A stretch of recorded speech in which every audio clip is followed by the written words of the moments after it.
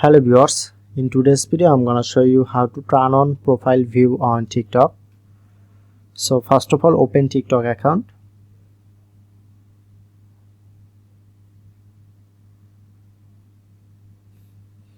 Tap onto profile icon.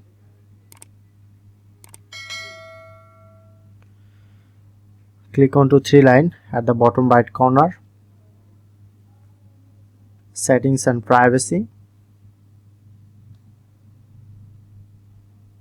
Go to privacy and scroll down and select this option, profile view, and now we can easily turn on this option. Okay, now done. So that's how we can easily turn on profile view on TikTok.